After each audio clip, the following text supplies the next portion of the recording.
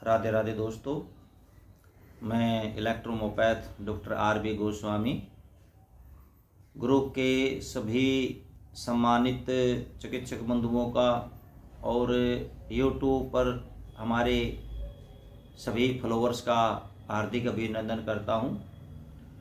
साथियों, पिछले वीडियो में हमने जो है प्रोस्टेट कैंसर डिजीज़ पर चर्चा की थी।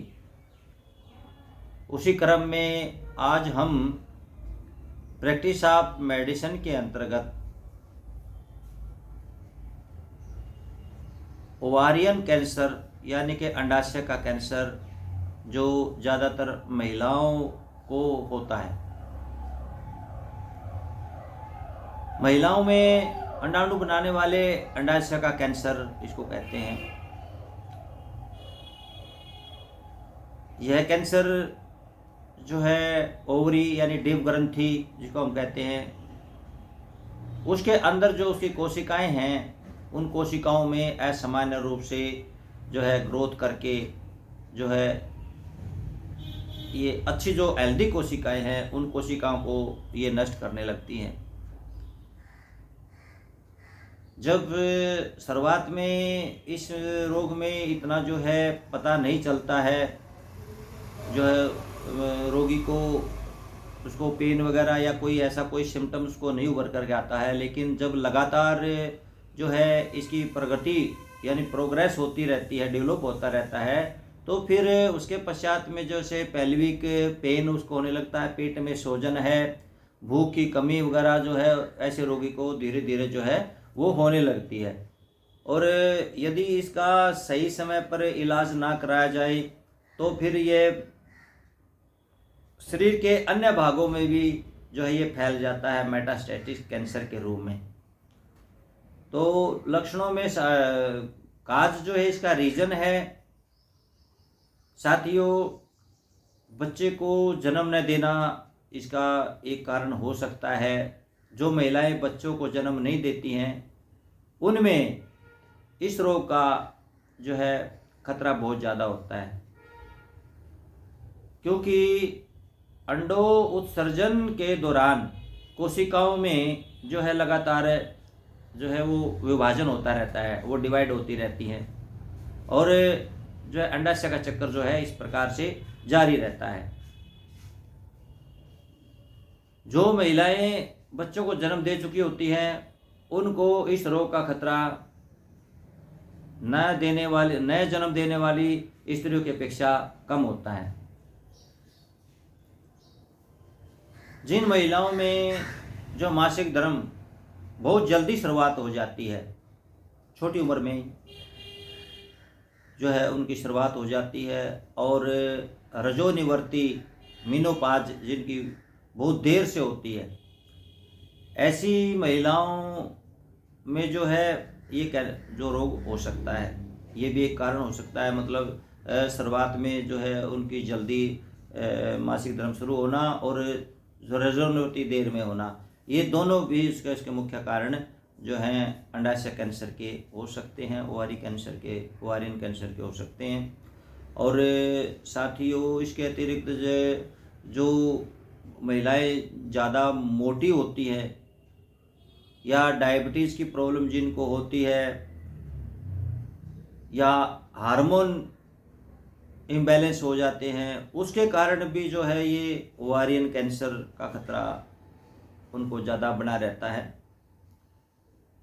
तो लक्षणों में अगर इनकी हम बात करें तो शुरुआत में तो कोई इसका खास लक्षण दिखाई नहीं देता है।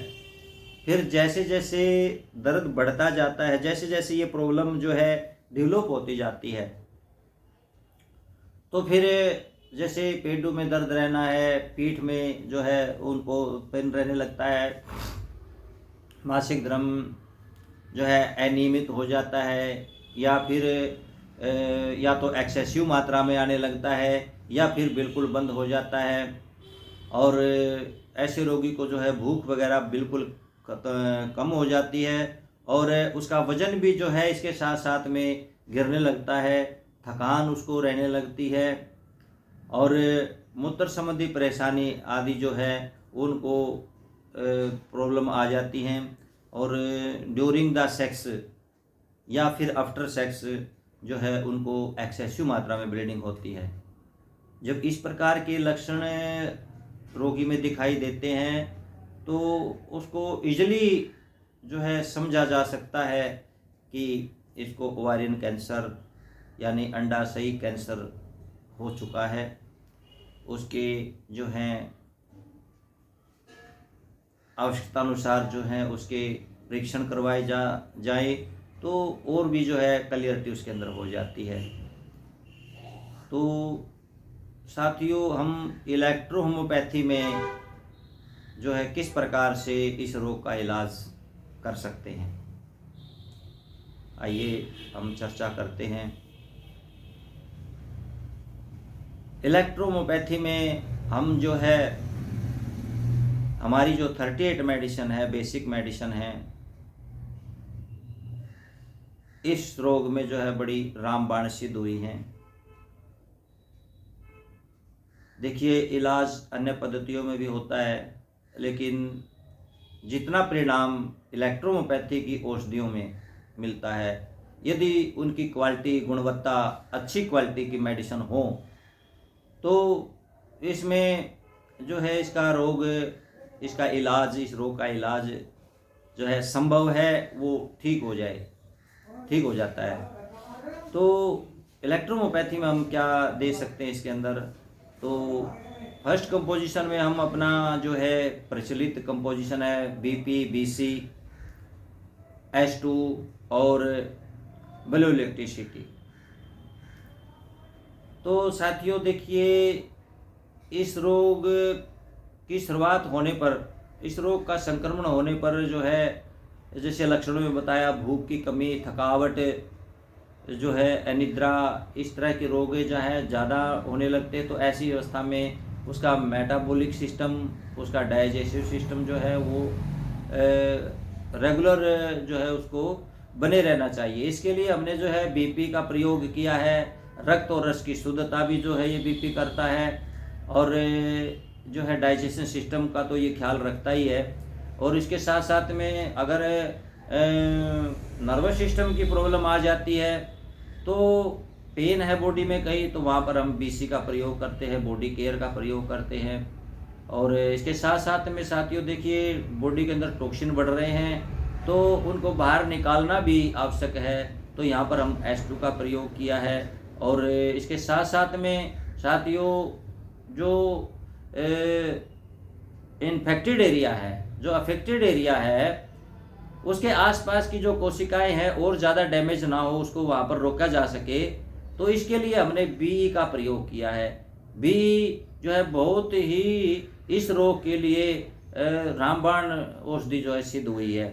तो ब्लू इलेक्ट्रिसिटी का हमने यहाँ पर प्रयोग किया है, जो ब्लड का एक प्रॉपर सर्कुलेशन यानी संचालन करती है, ब्लड को सर्कुलेट करती है, और जो है आवश्यक मात्रा में जो है उसमें उसके पोषक तत्व जो है उन कोशिकाओं तक पहुंचाती है। तो ये ब्लू इलेक्ट्रिसिटी का काम है। तो यहाँ पर हमने BP की 20 ड्रॉप, BC की 10 ड्रॉप, H2 का जो है 20 ड्रॉप और BE का भी 20 ड्रॉप 30 ml में D4 से लिया है, और इसकी 10-10 बूंदें दिन में 4 बार रोगी को देनी है। दूसरा जो हमारा कंपोजिशन है साथियों, उसमें हमने C1 लिया है, वेनेरियो 1 है, वर्मीफ्यूगो है 1 है, और ग्रीन इलेक्ट्रिसिटी है। C1 जानते हो आप, एंटी कैंसरस मेडिसिन है और जनरल ऑर्गन की औषधि है, ज़्यादातर जो है ये काम करती है। और उसकी सेलों को, जो डेड सेल है, उनको जो है बाहर निकालती है, निकालने का, डिजोल्व करने का काम करती है, हटाने का काम करती है वहाँ से, और सब सेलों को पोषित करती है, नए सेल का ये निर्माण करने लगती है। तो C1 हमने इसलिए यहाँ पर प्रयोग किया है। और जो है विनेरियो 1 है। विनेरियो 1 आप सब जानते हैं कि इसको हम एक ये समझ लीजिए कि एक एंटीबायोटिक के तौर पर प्रयोग करते हैं।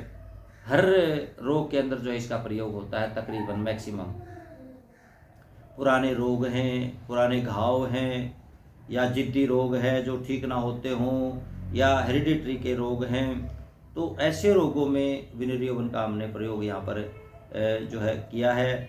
और वर्मी फ्यूगो जो दोस्तों क्या है कि अगर किसी प्रकार की जो है जो स्राव होता है उसमें दुर्गंध आती है या सूजन आ गई है, तो दोनों अवस्थाओं में जो है इन्फ्लामेटरी में और पेन में भी काम करती है और दुर्गंध को भी दूर करती है। तो वहाँ पर हमने वर्मी वन का प्रयोग किया है, वर्म वन का। और इसके साथ साथ में ग्रीन इलेक्ट्रिसिटी जो है एक हीलिंग मेडिसिन है। किसी भी प्रकार के घाव हो, चाहे वो नॉर्मल घाव हो या कैंसर का घाव हो या गैंग्रीन का घाव हो, किसी प्रकार का भी घाव हो, उसके अंदर जो है इसको हीलिंग की इसके अंदर पावर है, तो ये घाव को भरती है। तो जी का यहाँ पर हमने इसलिए प्रयोग किया। और इसमें जो है हमने पेन में भी जो है ये बहुत अच्छा काम करती है। इसको हल्का से हल्का डाइल्यूशन जो है लाइटर से लाइटर हम जो है इसका डाइल्यूशन जो है बना करके, इसका मात्रा जो बना करके देंगे तो उतना ही इसमें जो है आराम मिलता है। तो इस प्रकार से सेकंड कंपोजिशन में हमने जो है इन औषधियों का जो है कंपोजिशन बनाया है, लिया है। और काफ़ी जो है इसके हमें सकारात्मक परिणाम मिलते हैं। तो इसको भी 5-5 बूंद जो है 30 ml में मिलाना है और वही 10-10 बूंद एवरी 2 आवर, यानी कि प्रत्येक 2 घंटे पर इस औषधि को रोगी को देना है। यदि किसी प्रकार का पेन है, उसके बावजूद भी पेन रहता है, तो साथियों एक अलग से हम जो है ना A2C5 S5 F1WE का प्रयोग वहाँ पर हम कर सकते हैं। वैसे तो इसके अंदर भी है, BC के अंदर भी है, लेकिन उसके बावजूद भी अगर दर्द रहता तो हम और इसको हल्का सा बना करके जो है यूज़ कर सकते हैं। और पेल्विक रीजन पर जो है हम कंप्रेक्स भी लगा सकते हैं। अगर पेन होता है तो वहाँ पर भी जो है इसको लगाया जा सकता है।